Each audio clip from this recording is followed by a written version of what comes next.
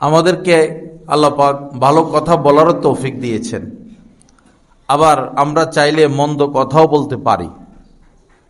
ফেরেশতারা চাইলেই পাপের কথা তারা বলতে পারে না। একটা আম গাছ সে চাইলেই জাম ধরতে পারে না তার মধ্যে, কিন্তু আমরা এবং জিন জাতি আমাদেরকে কাজের ইখতিয়ার দেওয়া হয়েছে। আমরা ভালো করতে পারি, মন্দ করতে পারি। এজন্যই আমাদের জন্য বদলা।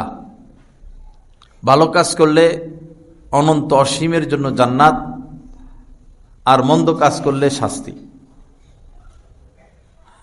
তো সব সময় ভালো কথা বলার চেষ্টা করা। আমরা মানুষ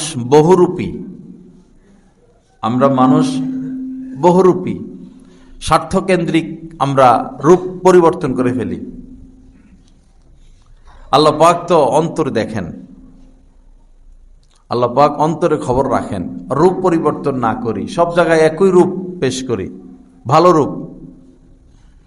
যেমন যারা নিম্ন শ্রেণীর তাদের সাথে এক রূপ, আবার যারা উপরের শ্রেণীর তাদের সাথে আরেক রূপ।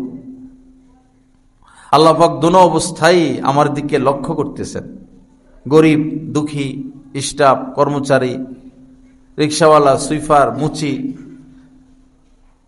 তাদের সাথে কেমন আচরণ, আর উপরের শ্রেণীর লোকদের সাথে কেমন আচরণ, আল্লাহ পাক এটা দেখেন।